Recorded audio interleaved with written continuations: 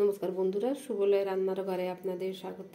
আজ বানাবো আমি বড়ি আলু দিয়ে ফুলকপি দিয়ে কাতলা মাছের ঝোল। নিয়েছি এখানে 8 পিস আছে কাতলা মাছ, কিন্তু 4 পিসই করব।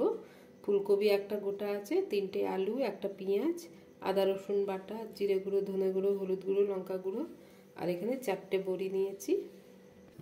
কড়াটা গরম হয়ে গেছে, দিয়ে দেবো সর্ষের তেল। তেল গরম হয়ে গেছে, মাছে নুন হলুদ মাখিয়ে নিয়েছি। আমার সব মাছ ভাজা হয়ে গেছে, আমি মাছগুলো তুলে নেব। ভেজে নেব বড়ি, ভেজে নেব আলু। আলু ভাজা হয়ে গেছে, আমি তুলে নেব। ভেজে নেব ফুলকপি, ফুলকপিটা ভাজা হয়ে গেছে, তুলে নেব। দিয়ে দেবো কড়াই সর্ষের তেল,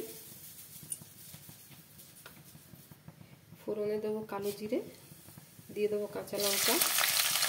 8খানা কাঁচা লঙ্কা দিয়েছি আমি কুচি কুচি করে কেটে। দিয়ে দেবো একটা বড় সাইজের পেঁয়াজ। আমার পেঁয়াজটা ভাজা হয়ে গেছে, দিয়ে দিলাম আদা রসুন বাটা। দিয়ে দেবো সব মশলা আমি জলে গুলে রেখেছি। দিয়ে দেবো টমেটো কুচি, এখানে বড় সাইজের একটা টমেটোর আছে। দেবো স্বাদ মতো লবণ, দেবো অল্প জল। মশলাটাকে কষতে হবে। মশলাটা কষানো হয়ে গেছে, দিয়ে দিলাম ফুলকপি আলু ভাজা। ভালো করে কষাবো মশলা। সবজিটা কষানো হয়ে গেছে, দিয়ে দিলাম গরম জল।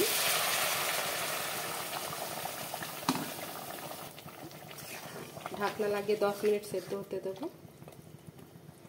ফুলকপি আলু সেদ্ধ হয়ে গেছে, দিয়ে দিলাম ভেজে রাখা মাছ।